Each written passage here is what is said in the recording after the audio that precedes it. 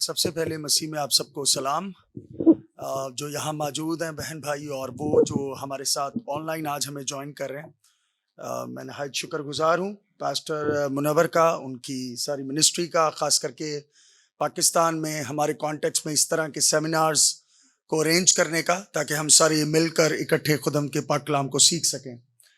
سو آپ کو یہ نظر آ رہا ہے یہاں سے کلیئرلی سارا؟ پڑھ سکتے ہیں اس کو؟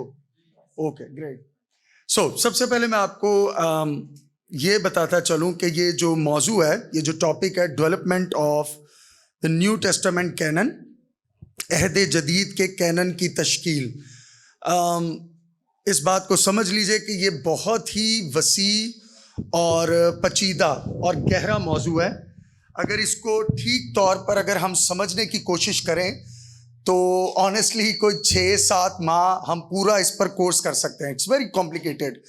وہ یہ بتانے کا مقصد یہ نہیں کہ آپ کو ڈرایا جائے، صرف یہ مقصد ہے کہ آپ جان سکیں کہ یہ صرف ایک اوور ویو ہے، ایک بہت ہی مختصر جائزہ ہے آپ میں انٹرسٹ ڈیولپ کرنے کے لیے، اور مختلف جو اس موضوع سے جڑے ٹاپکس ہیں اس کو مزید جانیں، تاکہ مستقبل میں آپ اس کو اور بہتر طور پر سٹڈی کر سکیں۔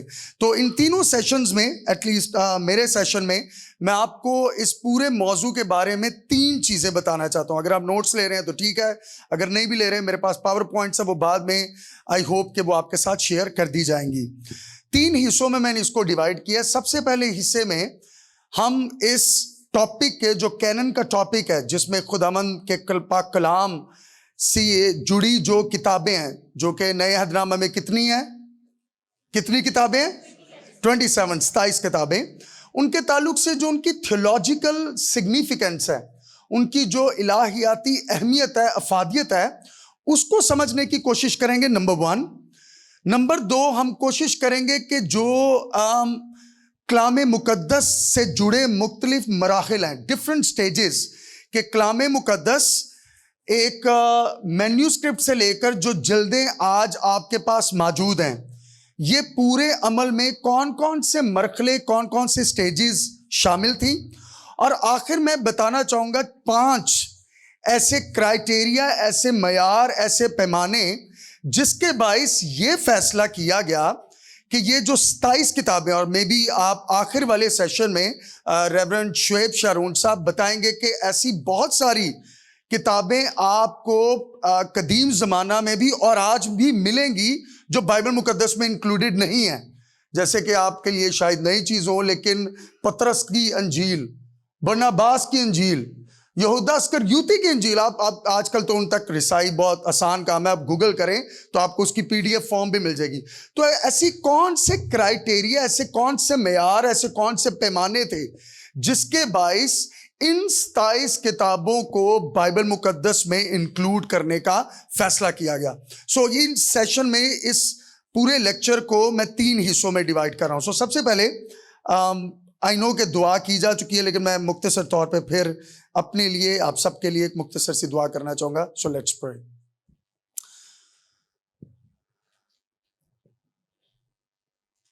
زندہ جلالی باپ، آپ نے یہ ہمیں حق اور استحقاق بخشا کہ ہم کلام مقدس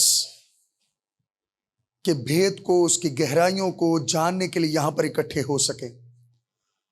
خداوند، ہمارے علم، انفارمیشن کا مقصد یہ نہیں کہ میں یا کوئی بھی شخص یہاں سے سیکھ کر باقی لوگوں پر اچھا امپریشن جما سکے، بلکہ ہمارا مقصد اکٹھے کلیسیا کی جماعت کی صورت میں اکٹھے ہونے کا یہ ہے کہ ہم کلام مقدس کو سیکھ کر ذاتی طور پر روحانی بلوغت میں بڑھ سکیں، اور اپنے رشتہ داروں سے، اپنی کلیسیاؤں سے، اپنے دوستوں سے ان ساری چیزوں کو خداوند بانٹ کر ان کے لیے بھی برکت کا اور تقویت کا سبب بنے۔ میری خداوند التجا ہے اس وقت میں کہ جب میں اس انفارمیشن کو، خداوند اس کلام مقدس کے صحائف کو اپنے بہن اور بھائیوں کے سامنے بیان کروں، تو میں سب سے پہلے خداوند اپنی عاجزی کے لیے دعا کرتا ہوں۔ خداوند، کسی بھی طرح کا علم، جیسے پالوس رسول کہتا ہے کہ علم تکبر پیدا کرتا ہے، خداوند اس تکبر سے میں بچ سکوں۔ خداوند ان ساری چیزوں کو بہت کلیئرٹی سے، صاف گوئی سے खुदावंद शिफाफ तरीके से बयान कर सकूं। और खुदावंद यहाँ पर जब सारे सेशंस में कलाम मुकद्दस का बयान किया जाए तो खुदावंद कोई भी शख्स यहाँ पर नमूदो नुमाइश हासिल ना करे, हमारी डिग्रीज यहाँ पर जाहिर ना हो, बल्कि सारे खुदावंद हम आपके पाक कलाम के तले आकर उसके अंदर अपने आप को सबमिट करके कि कलाम मुकद्दस से खुदावंद इन सच्चाइयों को आजिज़ी से, मोहब्बत से, हलीमी से खुदावंद कबूल कर सके। खुदावंद अब से लेकर सारे वक्त में मैं खास करके आज के दौर में जब डिस्ट्रैक्शन सोशल मीडिया के बाइस, ज़िंदगी से जुड़ी मुसीबतों के बाइस, फ़िक्रों के बाइस, और शायद कई लोग यहाँ पर भी हों जो मुंतशिर हों अपने ख्यालात में, खुदावंद मैं उसको कंट्रोल नहीं कर सकता, लेकिन आपका पाक रूह हमारे जहनों को फोकस बख्श सकता है। तो खुदावंद सारी वक्त को मैं आपके खुदावंद पाक रूह के सपुर्द करता हूँ, अपने होंठों को, अपने ख्यालात को, अपने दिल के ख्यालात को, मुंह के अल्फाजों को आपके हजूर लाकर खुदावंद उनको मकबूल ठहराता हूँ। और दुआ गो खुदावंद के आज का सेशन यहाँ पर बैठे लोगों के लिए, ऑनलाइन सारे लोगों के लिए जो खुदावंद इस कलाम को सुने, बहुत ज़्यादा तकवीयत का बाइस बने। हम कलाम मुकद्दस की ऑथेंटिसिटी, उसकी अथॉरिटी और पाकिस्तान में रहते हुए उसकी खुदावंद जो इख्तियाराती कुव्वत है उसको बेहतर तौर पर जान पाएं, और खुदावंद हम उस कॉन्फिडेंस में बढ़ सकें कि ये कलाम खुदा का जिंदा कलाम है और वो जिंदगियों को तब्दील करता रहा है और आज भी करता है, और उसे सारा जलाल, इज्जत और बुजुर्गी आपके नाम को मिले। मसीह यीशु के नाम से दुआ मांग लेते हैं, आमीन। ऑलराइट, सो अहद जदीद के कैनन की तश्कील। अब कैनन क्या चीज़ है, इसको भी गौर से, आराम से, तसल्ली से समझने की कोशिश करेंगे, इसकी डेवलपमेंट के ताल्लुक से सीखेंगे। लेकिन जैसे मैंने आपको बताया कि मैं इस पूरे टॉपिक में आपको एक ओवरव्यू देना चाहता हूं कैननाइजेशन की, जो थियोलॉजिकल अहमियत है उसके ताल्लुक से। सो मैं इसका आगाज करूंगा खुदावंद की सिफात से। कलाम मुकद्दस की रोशनी में जब हम खुदा के किरदार पर गौर करते हैं तो हमें खुदा से जुड़ी बहुत सारी सिफात नजर आती है। सिफात समझते हैं ना, कैरेक्टरिस्टिक्स, उसकी एट्रीब्यूट्स। उसमें से 3 जो है बहुत ज्यादा है, लेकिन 3 जो नहायत मरकजी और बहुत अहमियत की हामिल है वो मैं आपके सामने रख देता हूं। सबसे पहली खासियत है वो है खुदा की जात का ताल्लुकाती पहलू। इसका क्या मुराद है? इससे मुराद यह है कि जो बाइबल मुकद्दस में खुदा की तस्वीर हमें नजर आती है वो ऐसा खुदा नहीं है जिसने सिर्फ आसमान और जमीन और आदम और हवा को बनाया और उसके बाद कहा ओके गुड बाय, अब मैं अपना काम करता हूं, आपको मैंने दुनिया बना के दे दी, you do your own work. That is not the case. बल्कि खुदा ने जब दुनिया को तख्लीक किया, जब मुझे और आपको, आदम और हवा को तख्लीक किया, तो उसका एक मकसद यह था कि वो इंसान को बनाकर उसके साथ क्या इस्तवार कर सके, ताल्लुक को इस्तवार कर सके। तो इसलिए हम बाइबल मुकद्दस की रोशनी में खुदा के किरदार के बारे में जो पहली चीज सीखते हैं वो क्या है कि खुदा की जात ताल्लुकाती पहलू पर मबनी है, और वो ताल्लुक आदम और हवा से भी जुड़ा। बल्कि क्या लिखा है कि खुदा ठंडे पहर में आकर हवा और आदम से क्या करता, फेलोशिप करता, और वही ताल्लुक आज भी आप और मेरे साथ खुदावंद बनाते हैं। So this is number 1। Number 2, खुदा की जात का मुकाशफाती पहलू, रेवलेशनल एस्पेक्ट ऑफ गॉड। दूसरे अल्फाज में खुदा जब हमारे साथ ताल्लुक बनाता है तो ताल्लुक बनाने के साथ बिल्कुल आम इंसान की तरह, जैसे हम एक दूसरे से ताल्लुक बनाने के बाद एक दूसरे को जानने की कोशिश करते हैं, इसी तरह खुदा ने जब आदम और हवा को बनाया, he became relational with them, उनके साथ ताल्लुक में जुड़ा, और ना सिर्फ ताल्लुक को जोड़ा, उसको बहाल किया, बल्कि अपनी जात को उन पर रिवील भी किया। नाउ दिस इज इंपॉर्टेंट, क्योंकि खुदा की जात जो कि लामहदूद है उसको हम अपनी इंसानी अकल और फहम से समझ नहीं सकते मुकम्मल तौर पर। अगर अब इस बात को इस तरह से समझिए कि अगर हम इंसान होते हुए अगर अपने आप को किसी पर रिवील ना करें तो दूसरा इंसान हमें जान नहीं सकता। ऐसा होता ना कि कई दफा लोगों के साथ महीना और साल गुजारते हैं लेकिन फिर भी आप उनको बेहतर तौर पर जान नहीं पाते। तो अगर एक महदूद इंसान होते हुए ہم اگر اپنے آپ کو دوسرے کو جاننے کا موقع نہ دیں تو دوسرا شخص نہیں جان سکتا. تو think about the character of God, جو کہ اس کی ذات اتنی بڑی, اتنی انفینٹ اور اتنی لامحدود ہے کہ ہمارے ذہن, ہماری محدود عقل اس کو جان نہیں سکتی جب تک وہ اپنے آپ کو ہم پر کیا نہ کرے, رویل نہ کرے, ظاہر نہ کرے. تو اسی طرح خدا نے جب آدم اور حوا کو بنایا, نہ صرف ان کے ساتھ تعلق میں جڑا بلکہ اپنے آپ کو ان پر رویل کیا. ان کو بتایا کہ میں تم سے پیار کرتا ہوں, ان کو بتایا کہ میں تمہیں برکت دوں گا, ان کو بتایا کہ میں کیسے تمہاری کیئر کرتا ہوں. یہ خدا کی ذات کا دوسرا پہلو ہے.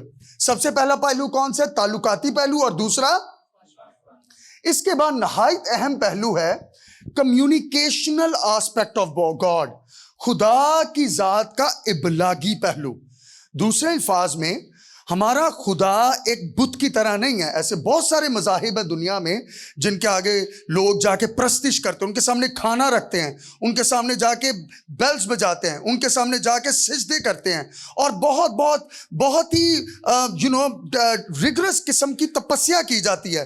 لیکن کیا وہ بت آگے سے ان کے ساتھ بات کرتے ہیں؟ نو.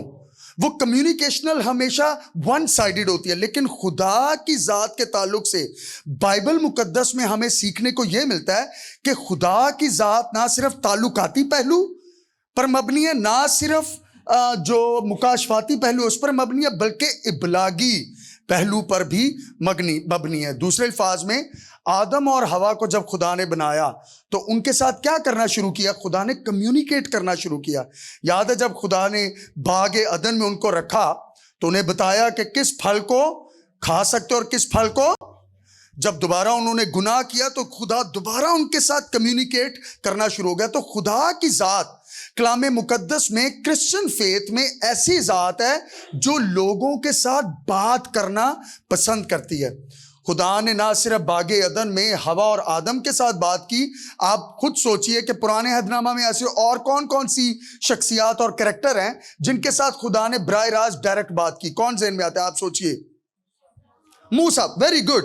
موسیٰ کے ساتھ آگ کی جو جلتی جھاڑی تھی اس میں سے ہم کلام ہوا. اور کس کے ساتھ؟ ابراہم کے ساتھ. ابراہم کے ساتھ ڈائریکٹ ٹو ڈائریکٹ خدا نے اس طرح جیسے وہ آڈیبلی وہ خدا کے الفاظ کو, کلام کو سن سکتا تھا. ایک اور بڑا ایسا بچہ جس کو ہیکل میں چھوڑ دیا گیا, کون تھا وہ؟ شاباش, ویری گڈ. تو سیموئل کے ساتھ خدا نے کمیونیکیٹ کیا. تو خدا کی ذات ایسی نہیں ہے جس نے انسان کو بنایا اور چھوڑ دیا, بلکہ خدا کی ذات کا جو ابلاغی پہلو ہے, دس از ویری مچ امپورٹنٹ. سو یہ تین چیزیں آپ کے لیے خدا کے تعلق سے جاننا بہت ضروری ہے. پہلی چیز کون سی ہے کہ خدا کی ذات کا کون سا پہلو, دوسرا کون سا پہلو, اور تیسرا خدا کی ذات کا ابلاغی پہلو. اب ایک سوال آپ کے سامنے رکھتا ہوں اور وہ انٹرسٹنگ سوال ہوگا آپ کے لیے. وہ یہ ہے کہ اگر جیسے ہم نے دیکھا کہ آدم اور حوا کے ساتھ, ابراہم کے ساتھ, سیموئل کے ساتھ, موسیٰ کے ساتھ, اور ایسے بہت سارے لوگ ہیں جن کے ساتھ خداوند کلام مقدس میں ہم کلام ہوئے, ان کے ساتھ بات چیت کی, تو اگر خداوند لوگوں کے ساتھ بات چیت براہ راست کر سکتے ہیں تو پھر جو آپ کے پاس کلام مقدس کی جلدیں ہیں, جو ریٹن ورڈ آف گاڈ ہے, جو تحریری کلام ہے, اس کی کیا ضرورت ہے؟ That's an interesting question کہ نہیں؟ سمجھ آ رہی بات کی جو میں کہنے کی کوشش کر رہا ہوں کہ اگر خدا ان لوگوں کے ساتھ جن کے ساتھ وہ تعلق میں تھا, اگر ان کے ساتھ وہ ڈائریکٹلی بات کر سکتا ہے, تو ایسا کیوں نہیں ہے کہ 2010 میں, 25 میں, 50 میں, 2080 میں, جبکہ جو ٹیکنالوجیکل ایڈوانسمنٹ ہے وہ بہت زیادہ بڑھ رہی ہے, بلکہ ہمارے لیے آسان ہوتا کہ اگر ہم نے پوچھنا ہوتا کہ کون سی جاب کریں تو خدا کلام ہم سے کرتا, ہمارے ذہن میں کانوں میں کوئی آواز پڑتی ہے, and we will get to know that. ہم نے کس سے شادی کرنی ہے, ہم نے کون سے چرچ کو جوائن کرنا ہے. آپ رات کو آتے, آپ کے پاس ٹائم ہوتا ہے کہ صبح 4 سے 9 بجے تک خدا بات کرے گا, آپ اس بات کو سنتے تو زندگی کتنی آسان ہوتی. تو اگر خدا ڈائریکٹلی اپنے لوگوں کے ساتھ ابلاغ کر سکتا تھا, کمیونیکیشن کر سکتا تھا, then what is the point of creating the written word of God, جس کو آج ہم کلام مقدس کہتے ہیں؟ اس کی 4 وجوہات میں آپ کے سامنے رکھوں گا. میں یہ نہیں کہہ رہا کہ خدا آج بھی ہم کلام نہیں ہو سکتا. آج بھی خدا رویا کے ذریعے, خوابوں کے ذریعے, کلام کے ذریعے، پروفٹس کے ذریعے، انبیاء کے ذریعے ہم کلام ہوتا ہے. لیکن کیا وجہ تھی کہ ہمارے پاس جو ریٹن ریولیشن آف گاڈ ہے، جو تحریری مکاشفہ ہے خدا کے تعلق سے، وہ موجود ہے؟ اس کی 4 وجوہات میں آپ کے سامنے رکھوں گا. سب سے پہلی وجہ یہ ہے کہ جو وربل کمیونیکیشن ہوتی ہے، جو بات کی جاتی ہے، وہ عارضی ہوتی ہے، اور جو تحریری کلام ہمارے پاس موجود ہے، دس از مور پرماننٹ. اسی لیے جب آپ کسی کمپنیز کے ساتھ کانٹریکٹ کرتے ہیں تو آپ سے وہ تحریری طور پر لکھوا کر سائن کروایا جاتا ہے. جب آپ کسی مکان کو خریدتے ہیں تو ایسا کیوں نہیں کہتے بھائی میں غلطی کر دیتی ہے، میں نے، میری زبانی کلامی بات ہوگی، بات درست ہے، ایسا درست ہے کہ نہیں؟ لیکن آپ ایسا نہیں کرتے. اگرچہ آپ کہتے ہیں کہ میں اس بندے پہ ٹرسٹ بھی کرتا ہوں، لیکن پھر بھی جب آپ ایک خاص بندھن میں، ایک خاص عہد میں، ایک خاص ایگریمنٹ میں آنے لگتے ہیں تو ہم اس بات کو جانتے ہیں کہ جو چیز وربل ہے دیٹ از ٹیمپریری. آج آپ اس بات کو سن کے پرسوں بھول سکتے ہیں، لیکن جو چیز لکھی ہوتی ہے، جیسے آپ سے کوئی بات کہہ دے اور اس نے واٹس ایپ، اگر کوئی کال پہ بات کرے اور اس نے آپ کے تعلق سے کوئی بات کی ہوئی تو پرسوں آپ کہیں گے آپ نے یہ بات کی تھی، تو وہ بندہ مکر سکتا ہے کہ نہیں؟ لیکن اگر وہی چیز آپ کے پاس ایک ریٹن فارم میں واٹس ایپ کی صورت میں ہو اور اگر وہ اپنی بات سے مکرے تو آپ کیا کریں گے؟ آسان طریقہ، آرام سے اس کو سلیکٹ کریں گے، میسج کو فارورڈ کریں گے، اینڈ یو ول سے well this is what it is. Correct? اسی طرح جو وربل کمیونیکیشن ہے، اگرچہ خدا کی ذات ابلاغی پہلو سے بہت قریبی طور پر جڑی ہوئی ہے، پھر بھی یہ ضروری تھا کہ آپ تک اور مجھ تک خدا کا تحریری الہام اور مکاشفہ پہنچتا، کیونکہ جو چیز وربل ہے، جو زبانی کلامی اور باتونی ہے، وہ ٹیمپریری ہے، عارضی ہے. لیکن خدا کے کلام کی لکھی ہوئی تحریر جو ہے، جو لکھا ہوا کلام ہے، وہ کیا ہے؟ پرماننٹ ہے. Reason number 1. ریزن نمبر 2، آپ کے پاس اگر کوئی چیز، کوئی بندہ آپ کو زبانی کلامی بات کہہ دے تو ایسا پاسبل ہے جب آپ کو وہ بھول جائے تو آپ کو یاد کرنے کے لیے آپ کو تگ و دو کرنی پڑے گی کہ نہیں؟ لیکن اگر آپ کے پاس کوئی چیز پڑھی ہو تحریر کی شکل میں تو ایسا ہے کہ نہیں آپ کو دوبارہ اس چیز کو جا کے بہتر طور پر اس کو دہرا سکتے ہیں. کریکٹ؟ سمجھ آ رہی بات کی آپ کو؟ اسی نہ صرف دہرا سکتے ہیں بلکہ اس میں دوسرا ایلیمنٹ یہ ہے کہ اس بات کی تصدیق بھی کر سکتے ہیں کہ ایسی بات درست ہے یا نہیں ہے. اس طرح تو کوئی بھی جھوٹا یا سچا نبی اٹھ کر کوئی بھی بات کر دیتا اور آپ اسی ششوپن کا شکار رہتے کہ آیا یہ بات خدا کی طرف سے ہے یا نہیں ہے. لیکن تحریری مکاشفہ اور الہام کے باعث ہمیں اس چیز کا پتہ چل جاتا ہے کہ ایک تو یہ کہ ہم اس چیز کو دوبارہ جا کے پڑھ سکتے ہیں کہ جو حوالہ جات پاسٹر صاحب نے، کسی ٹیچر نے، کسی پروفٹ نے کہے ہیں وہ کلام کے مطابق ہیں یا نہیں. اور نمبر 2، ہم اس کی تصدیق کر سکتے ہیں جو کہ زبانی کلامی بات میں نہیں کی جا سکتی. نمبر 3، جو اورل ٹریڈیشن ہے، جو وربل کمیونیکیشن ہے، جو زبانی کلامی بات ہے، وہ وقت کے ساتھ ساتھ ڈسٹارٹ ہو سکتی ہے. فرض کیجئے کہ میں نے عدیل صاحب کو کوئی بات کی کہ وہ جا کے پاسٹر منور کو بتا دیں. اب ہو سکتا ہے عدیل کے صاحب کے پاس ٹائم نہ، اور میں نے جو انہیں بات کی وہ جا کر کسی اور بھائی کو بتائیں، وہ بھائی فون کر کے کہ یار آگے پاسٹر منور سے میرا کانٹیکٹ نہیں ہو پا رہا، ان کو جا کے بتا دیں. تو میرے سے پہنچی ہوئی بات جب 4-5 لوگوں سے ہو کر گزرے گی تو ایسا ممکن ہے کہ نہیں کہ جو میسج پاسٹر منور تک جائے گا، چاہے اس میں صرف 1 ہفتے کا گیپ ہو، تو وہ میسج ڈسٹارٹ ہونے کے بہت زیادہ چانسز ہیں. تو اگر 1 ہفتے میں زبانی کلامی جو باتیں ہیں وہ ڈسٹارٹ ہو سکتی ہیں، ان میں کرپشن آ سکتی ہے. اگر ہمارے پاس ہزاروں سالوں کا گیپ ہو تو پھر وہ کتنا مشکل ہو جائے گا کہ وہ چیز جو پرماننٹلی ہمارے پاس آئی ہے، آیا وہ کرپٹیڈ ہے، ڈسٹارٹیڈ ہے یا ریلائبل ہے. تو اس کی تیسری وجہ یہ ہے کہ جو لکھا ہوا کلام ہے وہ ڈسٹارٹ نہیں کیا جا سکتا. جو پالوس نے باتیں لکھی، جو پترس نے باتیں لکھی، جو متی کی انجیل میں، جو مرکز کی انجیل میں ہمیں باتیں ملتی ہیں، ان کو ڈسٹارٹ نہیں کیا جا سکتا کیونکہ وہ ہمارے پاس تحریری شکل میں موجود ہے. نمبر 4، اورل میسیجز جو ہیں، جو وربل کمیونیکیشن ہے، وہ وقت اور لوکیشن کی پابند ہے. ابھی دیکھیے میں بات کر رہا ہوں تو جو بھی لیکچر میں آپ کو دوں گا، اگر میں زبانی کلامی بات کر رہا ہوں، اگرچہ آن لائن کے باعث وہ چیز آسان ہے، لیکن اگر وہ بات میں صرف ادھر کروں تو وہ بی جی ایم کالج تک محدود ہے. لیکن فرض کیجئے اسی لیکچر کو کوئی ریکارڈ کر کے اس کی تحریری شکل بنا کر اس کو کسی ویب سائٹ پہ پھینک دے, تو آپ کو لگتا ہے کہ ہم سے آنے والے 50 سال بعد بھی جو لوگ ہوں گے وہ اس میسج کو پڑھ پائیں گے؟ اور نہ صرف پاکستان میں, نہ صرف بہار کالونی میں, بلکہ اگر کوئی چاہے تو وہ امریکہ میں 3 بجے بھی پڑھ سکتا ہے, 6 بجے بھی پڑھ سکتا ہے, اور اگر کوئی چاہے تو وہ نائجیریا میں, سیریا میں, افغانستان میں کہیں بھی ہو تو وہ اس کا تک رسائی حاصل کر سکتا ہے. تو اسی لیے جو زبانی کلامی بات ہے, جو وربل کمیونیکیشن ہے, وہ قید میں ہے وقت کی اور لوکیشن کی. لیکن جب آپ کسی چیز کو تحریر کر دیتے ہیں تو وہ وقت اور لوکیشن کی بندش میں نہیں رہتی. These are the 4 reasons, یہ وہ 4 وجوہات ہیں جس کے باعث یہ ضروری تھا کہ خدا کی ذات اگرچہ ابلاغی طور پر ہمارے ساتھ جڑ سکتی ہے, پھر بھی خدا نے اس بات کا فیصلہ کیا, اس بات کا تعین کیا کہ وہ خدا کا کلام صرف وربل کمیونیکیشن کے ذریعے نہیں بلکہ تحریری طور پر بھی کیا جائے گا. اگر اس سے جڑے آپ کے کوئی سوال ہوں تو ابھی بھی ہاتھ کھڑا کر سکتے ہیں, یا سیشن کے بعد you can ask me questions. آگے چلیں. Is it clear? Okay great. اب میں آپ کو ایک کہانی سنانا چاہتا ہوں جو کہ سچائی پر مبنی کہانی ہے, اور یہ 180 عیسوی کی 180 AD کی کہانی ہے. آپ میں سے بہت سارے لوگ اس بات کو جانتے ہیں کہ جو مسیحیوں کی اظہار ثانی کا کانسیپٹ ہے, اظہار ثانی کا جو فیز ہے, وہ کب سے شروع ہو گیا؟ کون سی کتاب میں ہم مسیحیوں کی اظہار ثانی کے بارے میں سیکھتے ہیں؟ اعمال کی کتاب. Very good. سو خداوند یسوع مسیح جب آسمان پر دوبارہ چڑھ گئے تو اس کے کچھ ہی مہینوں اور سالوں کے بعد, بلکہ سالوں بعد نہیں, مجھے کہنا چاہیے مہینوں کے بعد, جو مسیحیوں کی اظہار ثانی تھی اس کا آغاز ہو گیا. سب سے پہلا جو ہمیں شہید مارٹر ملتا ہے وہ کون تھا؟ اسٹیفنس. Very good.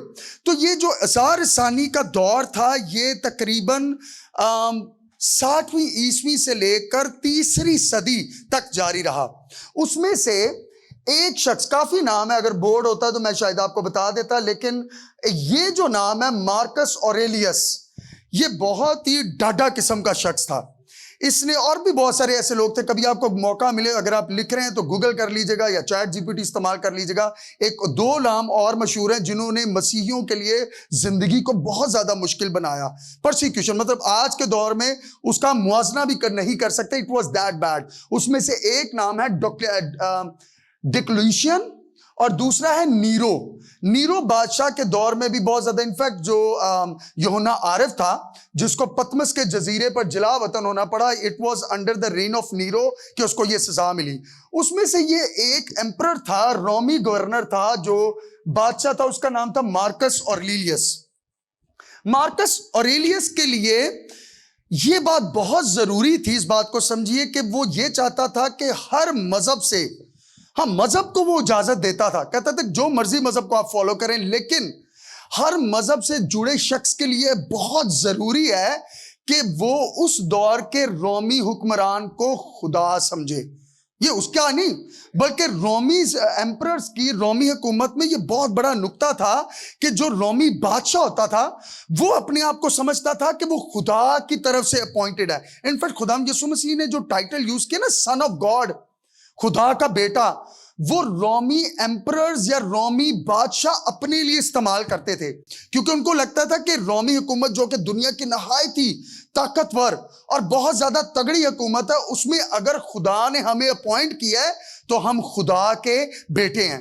تو یہ بھی بادشاہ مسیحیوں سے یہ مطالبہ کرتا تھا کہ مسیحی اس کو خدا مانے اور اپنی لائلٹی مکمل طور پر اس کے لیے شو کریں. تو 17 جولائی کو 180 عیسوی میں ہمیں 12 مسیحیوں کے تعلق سے, اگر آپ اس کو سورس چاہیں گے تو میں وہ شیئر کر دوں گا پاسٹر منور کے ساتھ, وہ بھی آپ کو مل جائے گا. لیکن اگر آپ گوگل بھی کریں گے, چیٹ جی پی ٹی پہ بھی اس کی انفارمیشن لکھیں گے تو آپ کو بہت آسانی سے مل جائے گی. 12 مسیحیوں کو 17 جولائی 180 عیسوی میں نارتھ افریقہ کا ایک گاؤں تھا سیلیم, اس گاؤں سے پکڑا گیا اور ایک رومی گورنر کے سامنے پیش کیا گیا. کون سی ڈیٹ ہے؟ 17 جولائی 180 عیسوی میں. اور اس میں ان کو پکڑ کے یہی مطالبہ کیا گیا کہ جب تک وہ رومی حکومت کا جو اس ٹائم کا ایمپرر ہے, جو بادشاہ ہے, جو گورنر ہے, اگر وہ اس کو خدا تسلیم نہیں کریں گے, اپنی مکمل لائلٹی, مکمل طور پر اس کو خداوند نہیں مانیں گے, تو ان کو سزا دی جائے گی. یا میں نے انگریزی میں تھے لیکن میں اس کا ترجمہ کر کے اردو میں آپ کے لیے لکھ دیا ہے. تو رومی گورنر بڑا حیران ہوتا تھا کہ یہ مسیحی لوگ یہ کتنے عجیب لوگ ہیں کہ یہ اپنی جانیں گوا دیتے ہیں, لیکن جو ہمارا بادشاہ ہے, جو ایمپرر ہے روم کا, اس کو سجدہ نہیں کرتے, اس کو خدا نہیں مانتے. تو وہ مسیحیوں سے مخاطب ہو کر ان الفاظ کا بیان کرتا ہے جو کہ ہمارے پاس تاریخ میں موجود ہے. دیکھیے کیا لکھا ہے. اب رومی بادشاہ ان 12 مسیحیوں کو جس کو اس نے پکڑا ہے اور جو جان دینے کی حد تک رضامند ہے, ان کو کہتا ہے کہ آپ, یعنی وہ مسیحی جن کو پکڑا ہے, آپ ہمارے سردار شہنشاہ یعنی رومن ایمپرر جو گورنر ہے کی عنایت حاصل کر سکتے ہیں اگر آپ صرف اپنے ہوش و حواس کے ساتھ واپس آ جائیں. ہمارا دین سادہ ہے, یعنی جو رومی ریلیجن ہے, رومن ریلیجن ہے, اس کے تعلق سے بات کی جا رہی ہے. ہم اپنے سردار شہنشاہ کے لیے قسم کھاتے ہیں اور اس کی بھلائی کے لیے دعا کرتے ہیں, آپ کو بھی ایسا کرنا چاہیے. لیکن یہ صرف دعا تک محدود نہیں ہے. جب وہ کہتے ہیں کہ دعا کرتے ہیں اور اس کی جو یہاں پہ لکھا ہے دعا کرتے ہیں اور اس کے ساتھ اس کی قسم کھاتے ہیں, تو قسم کھانے سے مراد ہے کہ آپ اس بادشاہ کو اپنا خداوند مان رہے ہیں. That is very important. It is not a دعائے خیر تو ہم بھی پاکستان کے لیے کرتے ہیں, بلکہ پالوس رسول کے مطابق ہمارے لیے یہ ضروری ہے, ہماری ذمہ داری ہے کہ ہم اس ملک کے جو اتھارٹیز ہیں ان کے لیے دعائے خیر مانگے, اپنے ملک کی سلامتی چاہیں. It was not like that. It was not only praying for them, بلکہ ان کے ساتھ قسم کھانے سے مراد ہے کہ اس کو خداوند مانیں, اپنی ساری لائلٹی خداوند یسوع مسیح سے زیادہ اس کے لیے شو کریں. تو اس میں ہمیں ایک بندہ نظر آتا ہے جس کا نام ہے سپیرٹس, ان 12 لوگوں میں سے. اب سپیرٹس کا آپ جواب ادھر پڑھیں گے تو آپ کو خوشی ہوگی کہ یہ وہ لوگ ہیں جن کے لیے صرف ایک آپشن ہے, یا تو اس بادشاہ کی قسم کھا کر مکمل طور پر اپنی وفاداری, لائلٹی اس بادشاہ کے لیے شو کر دیں, یا پھر اپنی جانوں کو مکمل طور پر کھو دیں. اور یہ ایک قصہ ہے. آپ کو کلیسیا کی تاریخ ہے اس میں ایسو 100 کی تعداد میں, ہزاروں کی تعداد میں ہسٹوریکل اکاؤنٹس ملیں گے جس میں لوگوں کو بے رحمی سے درندوں کے آگے ڈال دیا گیا, ان کو زندہ جلا دیا گیا. اس لیے that's not a part of my script, لیکن اس لیے میں اکثر بات کرتا ہوں کہ جو مسیحی اظہار ثانی ہے وہ مسیحیوں کے لیے آپشنل نہیں ہے. بائبل میں کوئی بھی اسائلم کا کانسیپٹ نہیں ہے, بائبل میں کوئی بھی ایسا کانسیپٹ نہیں ہے کہ بھاگ جائیں تو خداوند کا شکر ہے ہمیں برکت مل گئی ہم پاکستان سے چلے گئے. بائبل مقدس میں there is no concept of asylum, بلکہ جو اظہار ثانی ہے, جو پرسیکیوشن ہے, ٹرائلز ہیں, ٹربولیشنز ہیں, وہ مسیحی ایمان کا نہایت امپورٹنٹ جزو ہے. یہاں پر بھی ہمیں بہت کلیئرلی نظر آتا ہے. اب اس شخص کا آگے سے جواب دیکھیے کتنا خوبصورت ہے. اس کو میں اس کے ساتھ کیسے جوڑوں گا جو آج کا ٹاپک ہے, اسٹے ود می, میں آپ کو بعد میں بتاتا ہوں. میں اس دنیا کی سلطنت کو تسلیم, اب یہ نہیں کہ وہ باغی تھا, یہ نہیں کہ وہ اس حکومت کی طرف ریبیلین شو کر رہا تھا, یہ بھی نہیں کہہ رہا تھا کہ میں پولیٹیکلی کوئی لے کر آؤں گا ریولوشن, بلکہ وہ صرف یہ کہتے ہیں دنیا کی سلطنت سے مراد ہے کہ وہ جو دنیا کے حاکم ہیں, جو دنیا کی اتھارٹیز ہیں, میں ان کو خداوند کا درجہ نہیں دوں گا. میں اس دنیا کی سلطنت کو تسلیم نہیں کرتا, میں اس خدا کی عبادت کرتا ہوں جسے کسی انسان نے نہیں دیکھا. اب اس کی شاید ایک وجہ یہ ہے کہ رومی خدا جیسے آج ہندوازم میں دیکھ لیں تو ہزاروں کی تعداد میں آپ کو بت ملتے ہیں, روم میں بھی آپ کو 100 اور ہزاروں کی تعداد میں اس طرح کے بت ملتے تھے. ان کے جو اگر کوئی موسم خراب ہو جاتا تو اس کے لیے ایک علیحدہ بت تھا, اگر کسی کو بانجھ پن کا کوئی شکار ہوتا تو اس کے لیے علیحدہ بت تھا, اگر کوئی جنگ کرنے کے لیے جاتا تو جنگ کرنے کے لیے علیحدہ بت تھا. اس طرح کی ساری چیزوں میں وہ کہتا ہے کہ ہمارا جو خدا ہے ایسا خدا ہے جس کو کسی انسان نے نہیں دیکھا, میں نے کوئی چوری نہیں کی. اب یہاں پر یہ بھی بہت امپورٹنٹ ہے کہ اس وقت کے مسیحی جو تھے دیانتدار تھے. اظہار ثانی اس لیے نہیں کہ شراب بیچن لیتے تھے اظہار ثانی ہو گئی, چوری کرتے پھڑے گئے تھے, کرپشن کر رہے تھے, کسی نے پھڑ لیتا تھا اظہار ثانی ہوئی. دس از ناٹ کرسچن پرسیکیوشن. وہ کہہ رہا ہے کہ وہ اپنے اخلاقی کردار پر روشنی ڈال رہا ہے. وہ کہتا ہے میں نے کوئی چوری نہیں کی, میں جو کچھ خریدتا ہوں اس پر ٹیکس ادا کرتا ہوں. لک ایٹ دیٹ, کہ وہ گورنمنٹ کی طرف جو اس کی ذمہ داری ہے, اس کی جو لائلٹی ہے, وہ کتنی واضح طور پہ اس کو بتا رہا ہے. میں یہ سب اس لیے کرتا ہوں, یہ بھی بتا رہا ہے کہ میں چنگا بندہ ہے, اس لیے نہیں کہ میں صرف چنگا بندہ, میں یہ سب اس لیے کرتا ہوں کیونکہ میں اپنے خدا کو, دوسرے الفاظ میں کہ اب خدا کو جاننے کا مقصد یہ نہیں کہ آپ صرف کہ میں اور خدا, آپ کا خدا کے ساتھ اچھا تعلق اس بات کا تعین کرتا ہے کہ باقی لوگوں کے ساتھ آپ کا ریلیشن شپ کیسا ہے, آپ کتنے ذمہ دار, آپ کتنے وفادار اپنی بیوی کے ساتھ, اپنے بچوں کے ساتھ, اپنے باس کے ساتھ. ان ساری چیزوں کا تعین بھی اس بات پر ہے کہ خدا کے ساتھ آپ کا تعلق کیسا ہے. وہ ہی سب بادشاہوں کا بادشاہ اور ہر قوم پر. اور ہمیں آگے ہسٹوریکل اکاؤنٹ میں یہ سننے کو ملتا ہے کہ ان سارے 12 کے 12 لوگوں کو, شاگردوں کو مکمل طور پر جو ان کی جانیں تھیں ان کو لے لیا گیا, ان کو مار دیا گیا, اینڈ دے آل ڈائیڈ. یہ آج بھی ہمارے پاس ہسٹوریکل اکاؤنٹ موجود ہے. اب ہمارے سے جڑی ایک اور اس میں انٹرسٹنگ بات ہے. یہ بندہ اسپیرٹس جو بادشاہ سے ہم کلام تھا اور جس نے یہ کہا کہ بادشاہوں کا بادشاہ, شہنشاہوں کا شہنشاہ صرف خدا کی ذات ہے, اس نے ایک چیز پہنی ہوئی تھی, اس کو کہتے ہیں کاپسا. اب یہ گریک کا ورڈ ہے, یہ میں نے انگریزی میں لکھ دیا, دس از گریک. اس گورنر نے اسپیرٹس سے, جس نے اس کو 12 لوگوں میں سے جو ایک تھا اس کو جواب دیا, اس نے کہا کہ یہ تیرے کاپسا میں کیا ہے. اب وہ کاپسا کیا چیز تھی؟ رومی حکومت میں کاپسا جو ہے وہ اس طرح کا ایک لمبا سا لمبائی میں بیگ ہوتا تھا جس میں لوگ سکرولز کو یا پھر جو پیپر سے ان کو رکھتے تھے. انفیکٹ اگر انٹرسٹنگلی آپ نے وہ سنا نا کیپسول, سو کیپسول کا بھی اٹس اے سیم ورڈ, اسی ورڈ سے نکلا, کیونکہ اگر آپ کیپسول کو دیکھیں تو جو دوائی ہے وہ کیپسول کو اگر کھولیں تو اس کے اندر ہوتی ہے نا, تو اس کی شیپ بالکل اس بیگ کی طرح ہوتی ہے. تو وہ گریک کے ورڈ کاپسا سے کیپسول کا نام ہمیں ملتا ہے, اس کی بالکل جو بناوٹ ہے اسی طرح کی ہے. سو اس نے اس سے پوچھا کہ یہ جو پیچھے تو نے کاپسا سا پہنا ہوا ہے, ایتھے تیری حاضری ہوگی یار, کی پہ آیا ہے. اس نے کیا کہا؟ تو اسپیرٹس نے, جو کہ اس ٹائم جان کی بازی ہارنے والا تھا, اس نے کہا کہ اس بیگ میں, اس کاپسا میں کیا ہے؟ کچھ اور پالوس رسول کے, جو کہ ایک راست باز. Now this is important.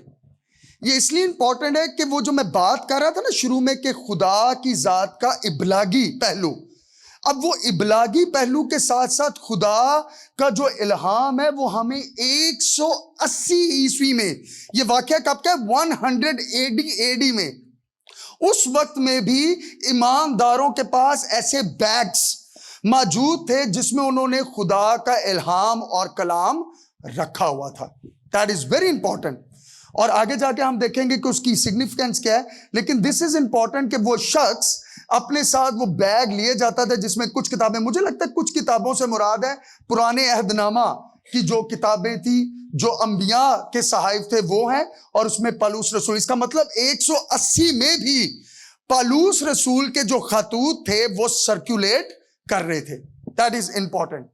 Now next, اب بائبل مقدس جس کا ہم نے ذکر کیا, جو آپ کے اور میرے پاس ہے, جس کے آج ہمارے پاس بے تحاشا ورژنز ہیں, وہ ہمارے تک کیسے پہنچی؟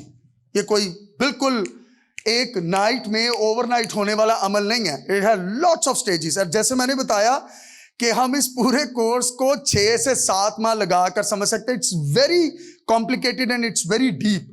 تو آج کے صرف ٹاک کا, اس لیکچر کا مقصد ہے کہ آپ کو کیوریس کیا جائے تاکہ آپ اس کے بارے میں جان سکیں, اور باقی لوگوں کے ساتھ جب آپ انٹریکٹ کریں تو اس کا ایٹ لیسٹ جو تفسیری جائزہ, اس کا جو اوور ویو ہے اس کو جان سکے. تو میں آپ کے سامنے یہ سبمٹ کروں گا کہ بائبل مقدس ہمارے تک پہنچنے میں 5 ڈفرنٹ سٹیجز انوالوڈ ہیں, 5 ڈفرنٹ مراحل جس میں بائبل مقدس ہم تک پہنچی. یہ کینن جو ہے وہ اس میں موجود ہے. سب سے پہلا مرحلہ, سٹیج, وہ کون سا ہے؟ زبانی روایت.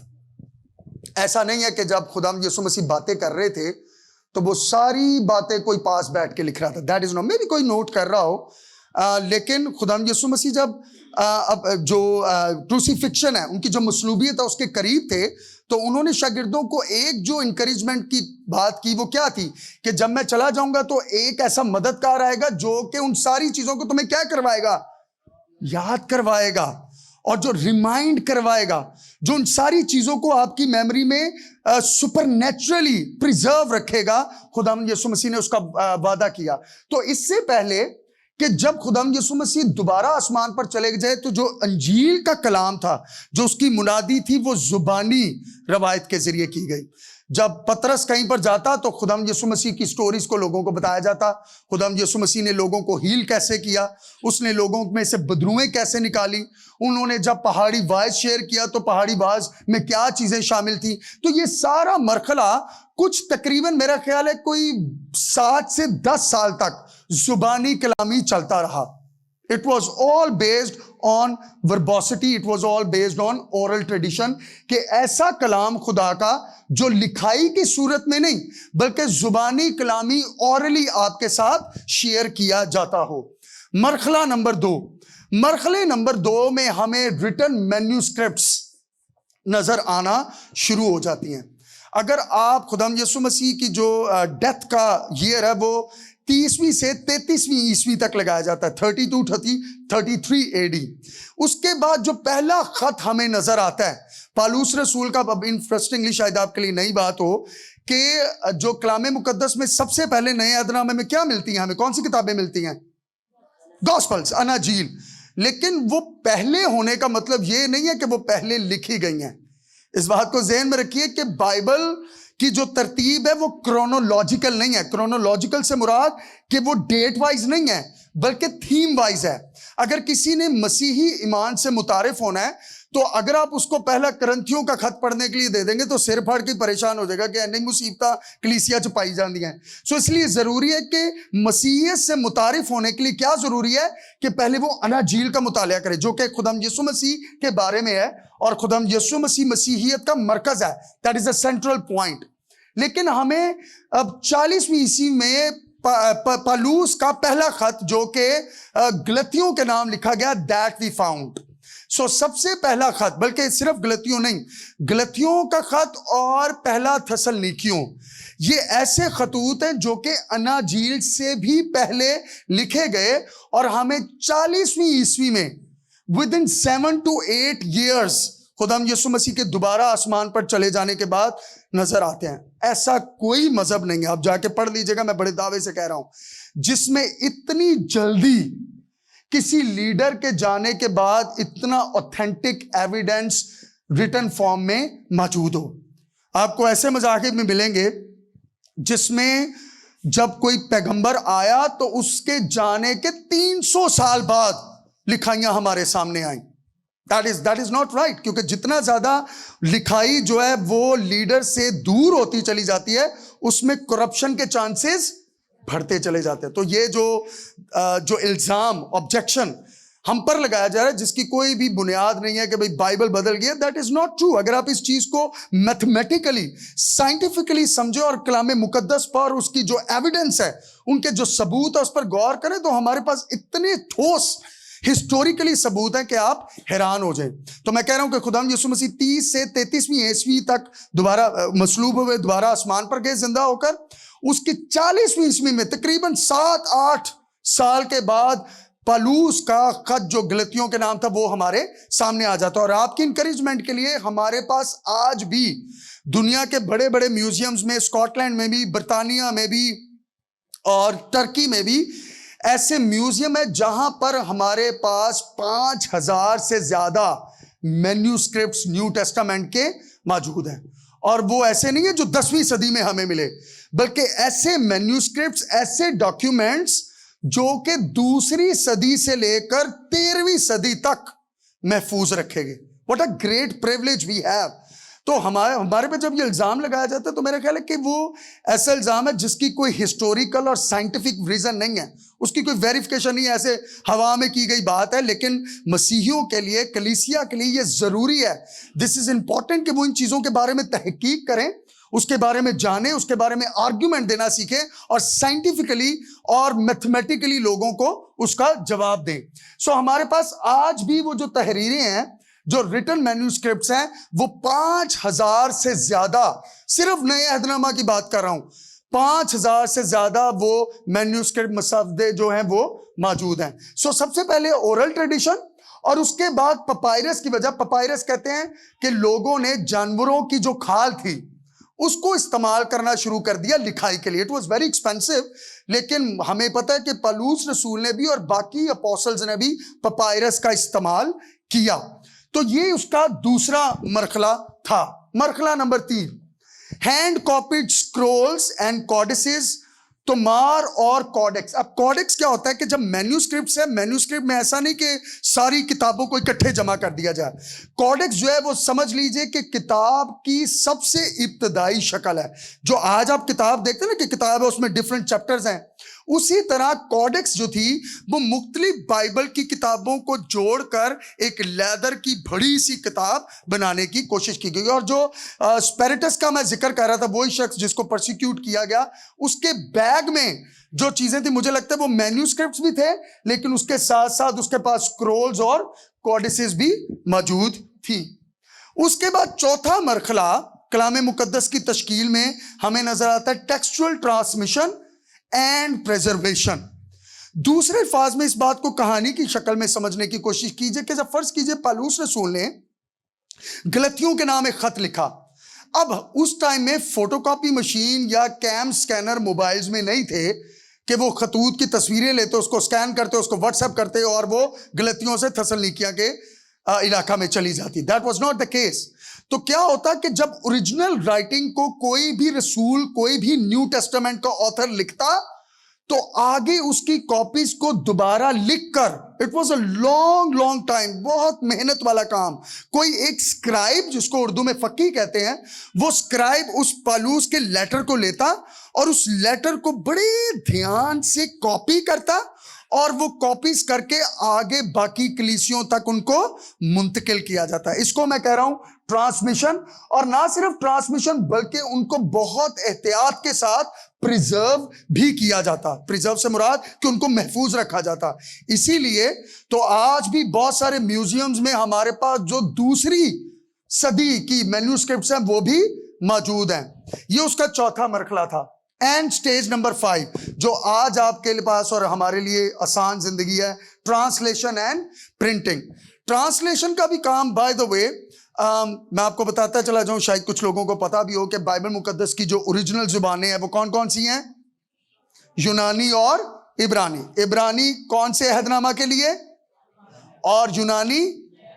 اس کے بعد جو پہلا ترجمہ, بہت زیادہ سال لوگ کلام مقدس کو پڑھنے کے لیے عبرانی اور یونانی پر ہی منحصر ہوتے کرتے, اس پر ہی ڈیپینڈ کرتے. جو پہلا ترجمہ ہمیں نظر آتا ہے دنیا میں وہ تھا لاطینی زبان میں. اب لاطینی زبان بھی ایسی زبان تھی جو کہ صرف اس دور کے پڑھے لکھے لوگ ہی اس کو پڑھ سکتے تھے اور صرف وہی سمجھ سکتے تھے. انفیکٹ جو کیتھولک کی پہلی کتاب لاطینی میں ترجمہ میں ہمیں ملتی ہے وہ تھی بھی کیتھولسزم کے پاس, اس کو کہتے ہیں ولگیٹ. ولگیٹ ایسی کتاب تھی جو لاطینی ترجمہ تھا عبرانی اور یونانی کا. نہ صرف ترجمہ ایک تھا بلکہ پرنٹنگ نہ ہونے کے باعث کلام مقدس صرف پوپس کے پاس اور بشپوں کے پاس اور فادرز کے پاس ہوتی.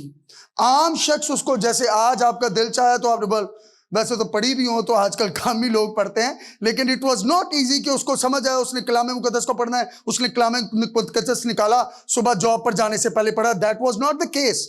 بلکہ جو پہلی ہمیں پرنٹنگ پریس نظر آتی ہے دنیا میں 15ویں صدی میں گٹنبرگ میں اس کا آغاز ہوا. اور مارٹن لوتھر نے جب بائبل مقدس کا عبرانی, یونانی, لاطینی کو چھوڑ کر اس کا جرمن زبان میں ترجمہ کیا تو اس کے بعد پرنٹنگ پریس کے باعث ان کتاب مقدس کی جلدوں کو عام لوگوں تک بانٹا گیا. سو کلام مقدس جس کو ہم کئی دفعہ فار گرانٹیڈ لیتے ہیں, کئی لوگوں کو اگر آپ جا کے سٹوری پڑھنا چاہیں تو جان وکلف کے تعلق سے آپ نے کبھی پڑھا؟ اس نے جب پہلا ترجمہ کیا تو بچارے کو زندہ جلا دیا گیا کہ اس نے ترجمہ کیوں انگریزی میں کیا ہے. ہم جن چیزوں کا ہم بہت کئی دفعہ گرانٹیڈ لیتے ہیں, کئی لوگ اس چیز کو کرنے کے لیے انہوں نے اپنی زندگیاں کھو دی وفاداری سے اس پروجیکٹ کو, اس مشن کو اکمپلش کرنے کے لیے.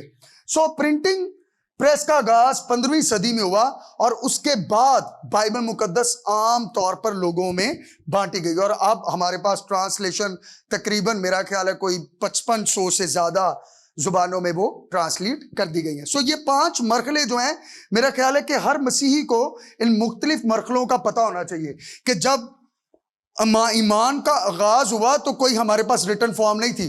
پترس اور یعقوب اور یوحنا جا کے عبادت خانوں میں، ٹیمپل میں جا کے کوئی چھوٹی بائبلیں نہیں تھے لوگوں کو باندھتے، بلکہ زبانی کلامی اورلی خدا کے پیغام کو، گاسپل کو شیئر کرتے ہیں۔ اس کے بعد ریٹن مینوسکرپٹس، اس کے بعد کوڈیکس آگے، کوڈیکس کے بعد کاپیز کی صورت میں، جو کہ ایک شخص بہت احتیاط سے کرتا، باقی لوگوں تک کاپی کی جاتی، اور اس کے بعد اس کا ترجمہ اور اس کی پرنٹنگ کی جاتی۔ These are the different 5 stages.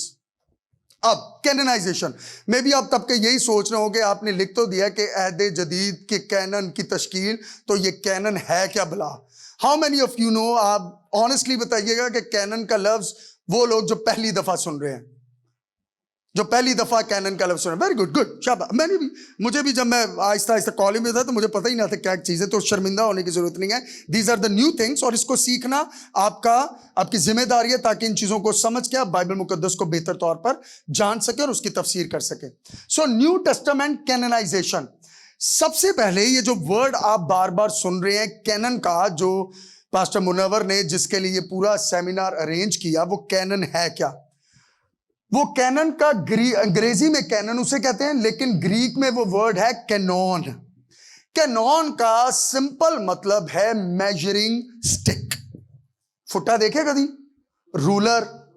تو سمجھ لیجئے اٹس اے میجر، پیمانہ، پیمائش کرنے والی چھڑی، دیٹس کینن، یہ اس کا مطلب ہے۔ سو کینن جب ہم استعمال کرتے ہیں بائبل کے لیے، جیسے ابھی میں بات کر رہا ہوں عہد جدید کے کینن کا، خرم صاحب آئیں گے تو وہ عہد عتیق کے کینن کا ذکر کریں گے، تو وہ جو کینن کا لفظ استعمال کیا جاتا ہے وہ اس کانٹیکس میں کیا جاتا ہے کہ جب کوئی بھی ریلیجن ہے وہ اس بات کا تعین کرے، اس بات کا فیصلہ کرے کہ اتنی زیادہ لکھائیوں میں سے کون کون سی لکھائیاں جو ہیں وہ خدا کا الہام ہے، وہ اتھارٹیٹیو ہے، اور اس کو ہمیں قبول کرنا ہے۔ That is what canon is۔ اور کینن اس لیے لفظ استعمال کیا جاتا ہے کہ ایمی بلا وجہ نہیں کہ کوئی بندہ صبح ستا پہ اٹھا تو انہوں نے کہا اچھا یار یہ کتاب مجھے اچھی لگ رہی ہے پڑھنے میں اس کو انکلوڈ کر لیتا ہوں۔ That is not the case۔ بلکہ کینن کا مطلب ہے کہ جیسے آپ گھر کی تعمیر کرتے ہیں تو ہر چیز کو ایگزیکٹ میئرمنٹ سے اگر نہ کیا جائے تو گھر کا جو نقشہ ہے وہ اچھے سے مکمل نہیں ہو سکتا۔ اس کی لمبائی، اس کی چوڑائی، اس کو کتنا بڑا، کتنا کھلا، سیڑھیاں کہاں پہ ہونی چاہیے، اس کی انٹرنس کیا ہونی چاہیے، اس کا لیونگ روم، اس کی ایک ایک انچ کی calculation is very much important.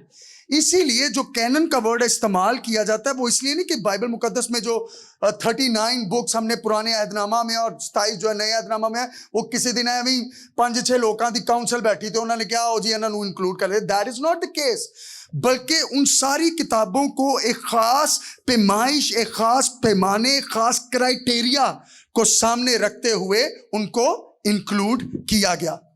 آپ کی انفارمیشن کے لیے یہ بھی بتاتا چلوں کہ دوسری صدی میں، انفیکٹ شاید یہ مارکر ہے، آپ یہ سمجھ لیجئے کہ جو نئے عہد نامہ کی 27 کتابیں ہیں نا، ان کی جو اوریجنل مینیوسکرپٹس ہیں وہ تقریباً 40ویں عیسوی سے لے کر 100 AD تک مکمل ہو چکی تھی۔ اور 40ویں عیسوی میں نے ابھی بتایا کہ پہلا کون سی بک لکھی گئی، یاد ہے کسی کو؟ گلتیوں کا خط، شاباش، گلیشینز۔ اور آپ چلیں تو کئی لگا لیجئے کہ 100ویں عیسوی میں کون سی کتاب لکھی گئی ہوگی؟ مکاشفہ، very good. So it is at the end, but this is the book which John یوحنا عارف نے پتمس کے جزیرے سے لکھی۔ تو 40ویں عیسوی سے لے کر 100ویں عیسوی تک پورا نیا عہد نامہ، اس کی جو اوریجنل رائٹنگز اور جو مینیوسکرپٹس ہے وہ مکمل ہو چکے تھے۔ اور ہمارے پاس جو اس کی کاپیز ہیں وہ دوسری صدی میں یہ والے ان کتابوں کو خدا کی الہامی کتابیں مانا جا چکا تھا۔ ان میں سے 4 اناجیل، ابھی تیسرے سیشن میں آپ پڑھیں گے کہ ایسی بہت ساری اناجیل ہیں جو انکلوڈڈ نہیں ہیں، وہ میں نے کچھ آپ کو نام بھی بتا دیا. پطرس کی انجیل ہے, برناباس کی انجیل ہے, یہودا اسکریوتی کی انجیل ہے. تو کہاں سے آ گئی؟ ایک آپ اعمال کی کتاب پڑھتے ہیں, ایک جا کے گوگل کیجئے گا پالوس رسول کے اعمال. دیز آر انٹرسٹنگ بکس جو کہ بائبل میں نہیں ہے, لیکن صرف وہ 4 اناجیل جو ہمارے پاس موجود ہیں, اور پھر اعمال کی کتاب, پالوس کے سارے خطوط, اور پہلا یوحنا کا خط. 2 صدی تک ان ساری کتابوں کو خدا کا الہام مانا جا چکا تھا. It is very important. اور یہ دور میں یہ نہیں کہہ رہا 200-300 سالوں بعد 100 تک ساری کتابیں مکمل ہوگی, اور 2 صدی میں ہی ان کتابوں کو خدا کا الہام مان لیا گیا. اور 4 صدی تک آپ کی جتنی بھی نئے عہد نامہ میں جو 27 کتابیں ہیں وہ کینن میں موجود ہیں. کینن سے مراد اگین پیمائش, پیمانہ, کرائٹیریا, کہ جو خدا کی اتھارٹیٹو, جو خدا کا جن میں دم پھونکا ہوا ہے, گاڈ بریتھ, جن کو خدا نے متعین کیا, وہ ساری کتابوں کو خدا کا الہام مان لیا گیا. اب آخری سیشن کی طرف آ گیا. what time is it؟ ابھی تھوڑا سا ٹائم ہے سر.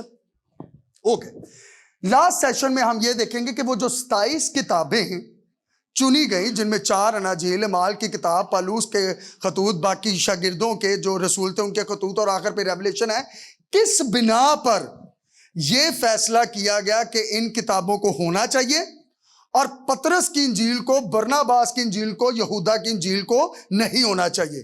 وہ کیا کرائٹیریا تھا؟ تو میں آپ کے سامنے ان 5 کرائٹیریا کو, کہ کس بنیاد پر نئے عہد نامہ کی کتابوں کو چنا گیا اور ان کو ایڈ کیا گیا. بلکہ یہ بات بتانا ضروری ہے, میں بھی اس جملے کو اس طرح نہیں کہنا چاہیے کہ ان کنہوں نے چنا, بلکہ یہ کہنا چاہیے کہ وہ چنی ہوئی کتابیں آلریڈی خدا کی تھیں.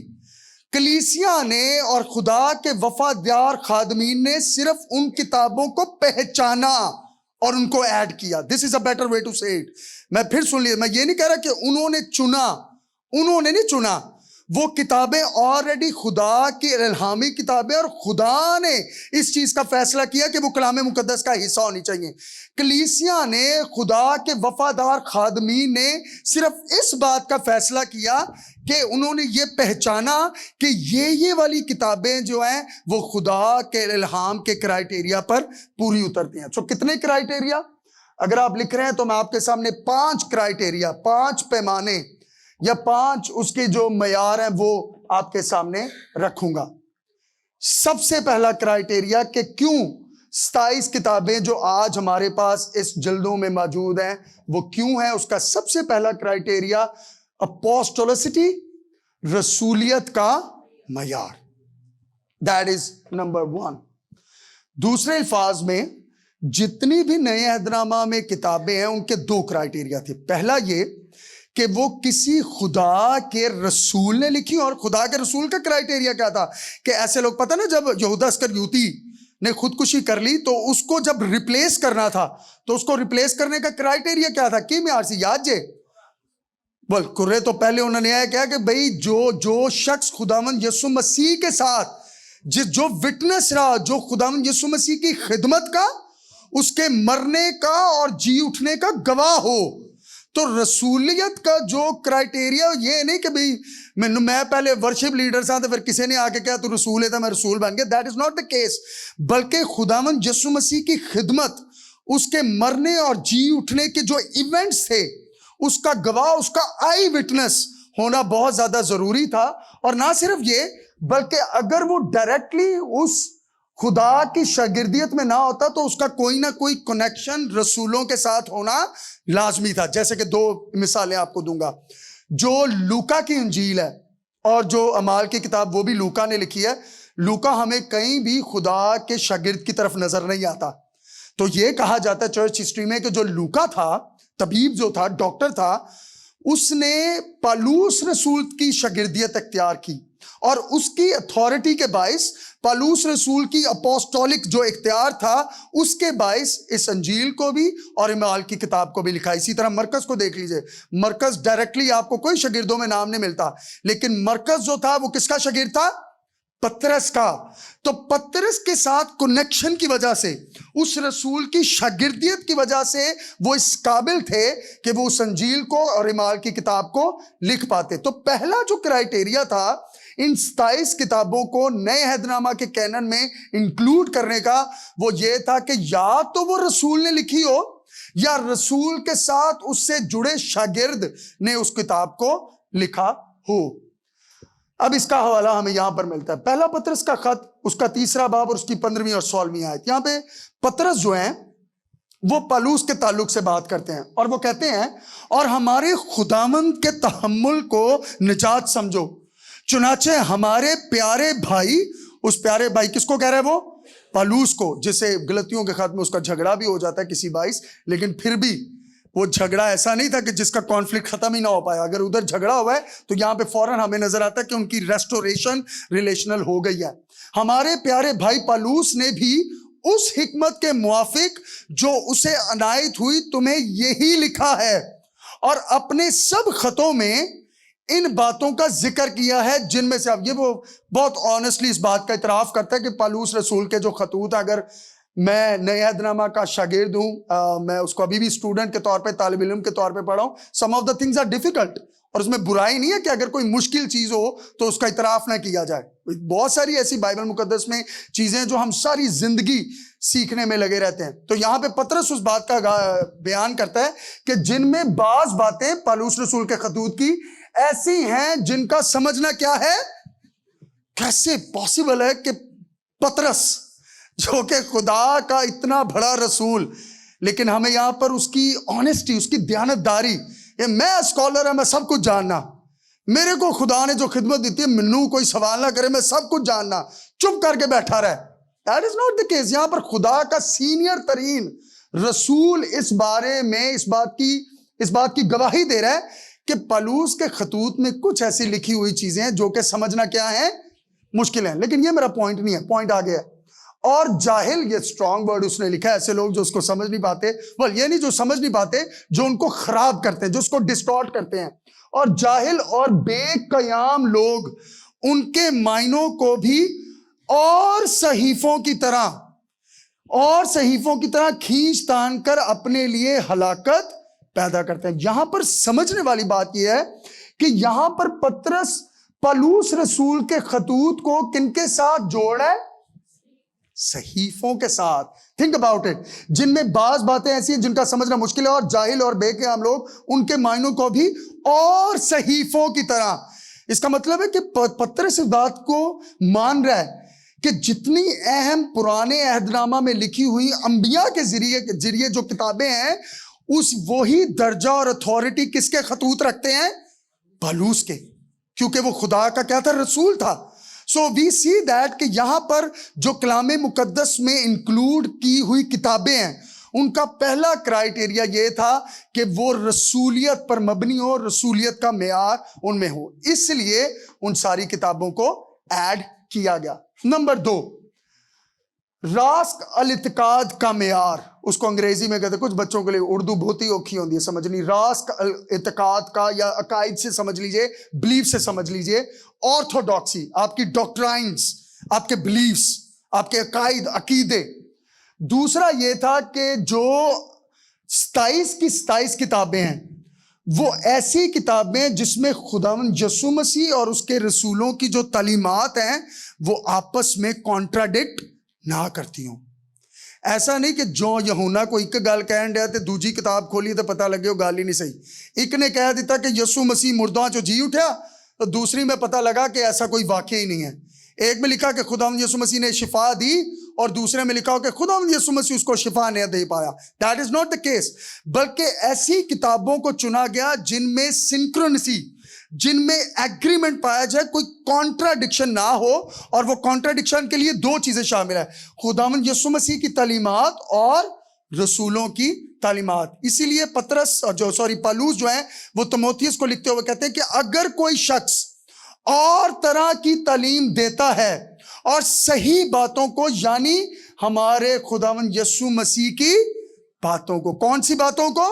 खुदावंद, इसका मतलब यह कि कोई ऐसी किताब اگر کوئی لکھ دے جنہوں شوق چڑھا ہے کہ یار باقی اناجیل اینی مشہور ہون رہی ہیں میں بھی لکھ دینا، تو اگر اس کی انجیل، اس کی باتیں، اس کی تحریر خداوند یسوع مسیح کی تعلیمات کے ساتھ اور رسولوں کی تعلیمات کے ساتھ کانٹرڈکشن کر رہی ہوں، تو دیٹ از دا کرائیٹیریا کہ جو کلیسیا نے جس کو جانا کہ آپ اس کو پھر نئے عہد نامہ میں انکلوڈ نہیں کریں گے۔ سو پہلا جو معیار بتایا وہ کون سا تھا؟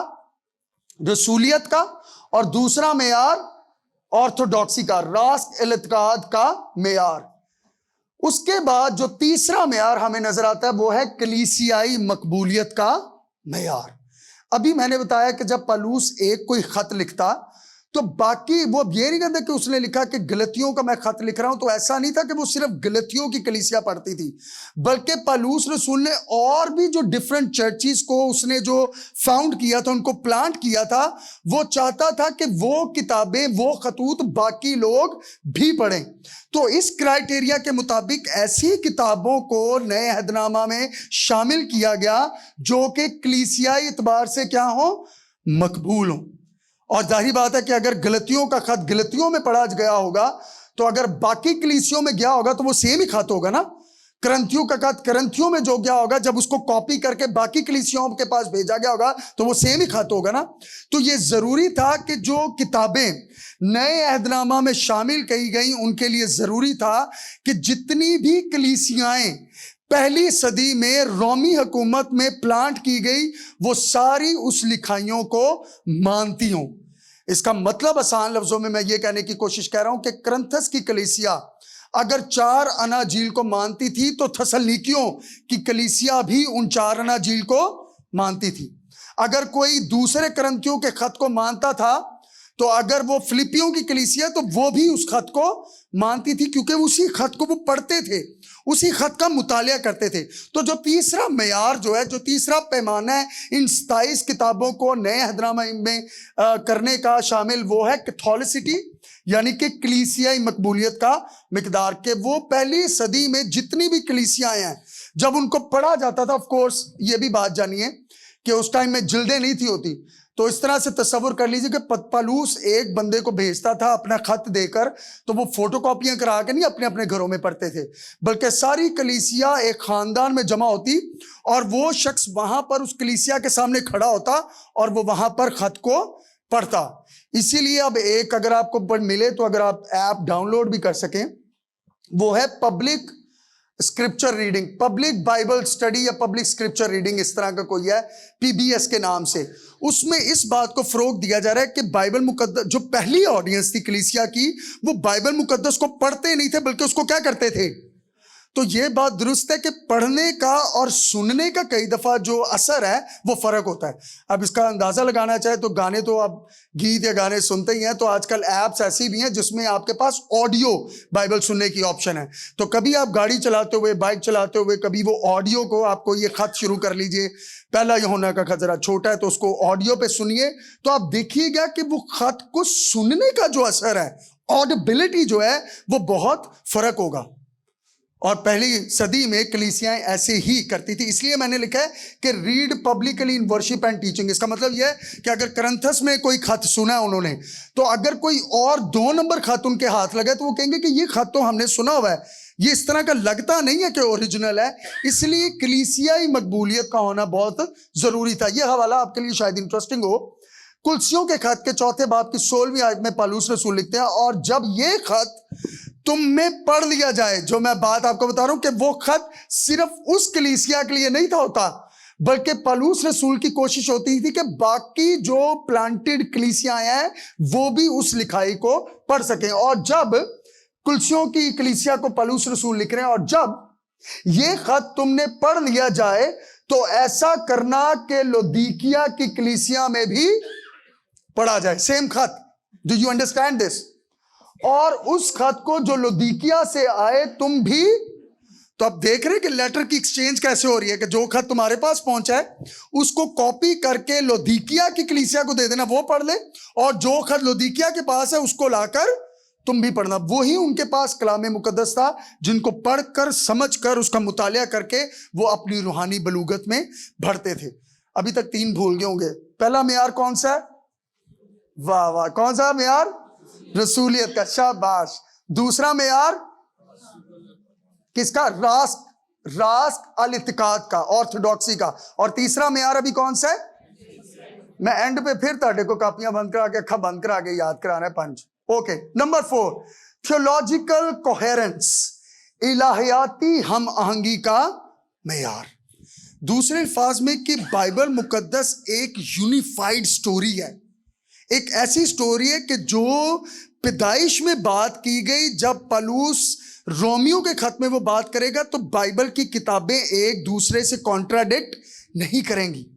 अगर ये बात हमें पैदाइश में नजर आती है कि आदम और हवा ने गुनाह किया, तो हमें पलूस रसूल के खतूत में और बाकी रसूलों के खतूत में भी सेम ही बात नजर आती है कि आदम और हवा ने गुनाह किया। अगर हमें यह पता लगा कि आदम और हवा से यह वादा किया गया कि खुदा ने कहा कि मैं मसीहा यीशु मसीह की शक्ल में, एक तुखम की शक्ल में, बीज की शक्ल में भेजूंगा, तो वो सिर्फ ना सिर्फ हमें पैदाइश की किताब में नजर आता है, बल्कि वो पहले यूहन्ना के खत में भी नजर आता है, वो अनाजील में भी नजर आता है, वो इब्रानियों के खत में भी नजर आता है। सो जब इन किताबों को चूज किया गया कि कौन सी 27 किताबें नए अहदनामा में इंक्लूड की जाएंगी, तो उसका एक मेयार, एक पैमाना, कैनन, मेजरिंग स्टिक, पैमाइश की छड़ी, वो ये था कि ऐसी किताबें ना हो जिनका आपस में क्या हो, कॉन्ट्रडिक्शन हो। मैं आपको वो स्पॉइल नहीं करना चाहता। अभी बात करेंगे रेवरेंड शुएब साहब कुछ नॉस्टिक गॉस्पेल्स के ताल्लुक से, तो उसमें आप जरा गौर कीजिए। एक सवाल छोड़ रहा हूं, उसके बारे में खुद सोचिएगा कि क्यों कैथोलिक की बाइबल में 73 किताबें हैं और प्रोटेस्टेंट में 66? Why is that? वो जो इजाफी किताबें हैं, किस बंदे ने और क्यों ये फैसला किया कि वो जो इजाफी अपोक्रिफल बुक्स हैं उनको प्रोटेस्टेंट बाइबल में नहीं होना चाहिए? और कई वजूहात हैं, शुएब साहब आपको बताएंगे, लेकिन उसकी एक वजह यह है कि उसमें थियोलॉजिकल कोहेरेंस, जो एक राब्ता है, जो तसलसल है, इल्मे इलाहियात का तसलसल है, वो नजर नहीं आता। उसमें से अगर आप एक किताब को मकाबीज की, मकाबी की उसे किताब कहते हैं, मकाबीज की और अंग्रेजी में, और मकाबी की किताब जो उर्दू में, उसको मकाबीन की किताब, थैंक यू करम साहब, मकाबीन की जो किताब है उसमें आपको लगेगा कि ऐसी बहुत सारी टीचिंग्स आपको मिलेंगी जो बाइबल मुकद्दस की टीचिंग के साथ कॉन्ट्राडिक्ट करेंगी। वो सेम नहीं है। वहां पे ये लिखा होगा कि जब तुम अपनी जो नजराने हैं और जो आर्म्स और चैरिटी है उसको करोगे, तो उसके वसीला से जो तुम्हारे मरे हुए माँ बाप है, शायद इसीलिए 40 में और मेमोरियल सर्विस कई दफ़ा लोग खाने या बरसी पर खाने देते हैं, शायद उसी किताब को मद्देनजर रखते हुए, कभी इंज करना, बरसी करना, किसी को खाना खुआना, किसी दी माफ़ी हो जाएगी। सो वो इसलिए प्रोटेस्टेंट बाइबल में उनको छोड़ा गया क्योंकि वो थियोलॉजिकली उनमें तसलसल नहीं पाया जाता। जो बात बाइबल की पहली किताब में होना जरूरी है, वो रेवलेशन में, मुकाशवा में उसका तसलसल हमें नजर आना चाहिए। सो ये 27 की 27 किताबें, इनमें से कोई भी एक लिखी हुई आयत आपको ऐसी नहीं मिलेगी जिसमें कॉन्ट्राडिक्शन पाया जाए। हर चीज आपस में खूबसूरत लड़ी की तरह परोई गई है। और अगर पैदाइश से कोई थियोलॉजिकल आइडिया उठा ले, तो आपको पलूस रसूल के खतूत में भी, अनाजील में भी और रेवलेशन में भी वो थियोलॉजिकल आइडिया सेम ही मिलेगा। ओके, 4 हो गई हैं। केड़ियां 4? पहली कौन सा मेयार? रसूलियत का, शाबाश। दूसरी रास्क अल इत्तिकाद का, ऑर्थोडॉक्सी समझ लीजिए, उसका मेयार। तीसरा कलीसियाई मकबूलियत का, और चौथा भी कौन सा पड़ा है? इलाही, शाबाश। इलाही में जो हम आहंगी है उसका मेयार। और लास्ट वन एंटिक्विटी, यानी कदामत का मेयार, दूसरे अल्फाज में कदीम होने का मेयार। ऐसी बहुत सारी गलत किताबें जो 3री सदी में लिखी गई, उनको सिर्फ इसीलिए रिजेक्ट किया गया कि वो तब लिखी गई क्योंकि खुदाम यीशु मसीह के दोबारा आसमान पर जाने और उनकी लिखाई में एक बहुत बड़ा क्या था, दैट इज व्हाई। और इसी को कहते हैं कि जब उन खुदा के वफादार खादमीन ने, कलीसिया ने इस कैनन में 27 किताबें जो ऐड की, उसमें से एक मेयार कदामत का मेयार था। उसका मकसद ये है कि जो किताब जितनी ज्यादा करीब होगी खुदाम यीशु मसीह के उठाए जाने के बाद और उसकी लिखाई के दरमियान का जो वक्फा होगा, जितना कम होगा उतनी ज्यादा लिखाई ऑथेंटिक होगी। और मैंने अभी आपको बता दिया है कि जो हमारे पास नए अहदनामा की लिखाइयां हैं वो 40 से लेकर 100वीं ईस्वी तक कंप्लीट हो चुकी है। ऐसा कोई रिलीजन आपको नहीं मिलेगा। ہم جس معاشرے میں رہتے ہیں, جس مذہب کو آپ جانتے ہیں, جا کے اس کو اسٹڈی کر لیجئے گا کہ پیغمبر کے آنے اور اس لکھائی کو لکھنے میں کتنے سالوں کا گیپ تھا, آپ کو خود پتہ چل جائے گا. مسیحیت ایسا خوبصورت ایک ہمیں آئیڈیا دیتا ہے, ایسی خوبصورت تحریک ہے جس میں لکھائیوں کو بہت جلد پہلا خاتم میں 40ویں عیسوی میں نظر آ جاتا ہے, جو کہ خدا یسوع مسیح کی انجیل کے بارے میں لکھا گیا ہو. تو اینٹیکوٹی از ویری امپورٹنٹ, کہ جو بھی چیز نئی ایڈ کی گئی ہو وہ امپورٹنٹ نہیں ہے, بلکہ رسول جب زندہ تھے, رسول جب اس چیز کو پرکھ سکتے تھے, اس کو جان سکتے تھے, اگر وہ لکھائی کو جانتے اور اس کو سمجھتے, اس کو انکلوڈ کرتے, تو پھر وہ نئے عہد نامہ میں بھی انکلوڈ کی جاتی. اس لیکچر کا مطلب صرف آپ کو تھوڑی سی آپ کو ذہنی طور پر روشن کرنا اور تھوڑی سی تحریک دینا تھا کہ آپ کیوریس ہو کے مزید اس سبجیکٹ پر, اس موضوع پر جان سکیں. لاسٹ کام جو میں کروں گا وہ آپ, اگر آپ کے پاس صفحہ یا کاپی نہیں ہے, یہ جو 5 معیار میں نے بتایا اس کو آپ میمورائز کر سکتے ہیں. سب سے پہلا کون سا معیار؟ رسولیت, کہ اس کا رسول کا لکھا ہو یا رسول سے جڑا کوئی شاگرد ہو, اس کا معیار. دوسرا معیار نمبر 2 کیا تھا؟ شاباش. اور اس کے بعد تیسرا کلیسیائی مقبولیت. چوتھا الہیت, علم الہیت کی ہم آہنگی. اور پانچواں کون سا؟ قدامت کا معیار. خدا ہم آپ سب کو برکت دے.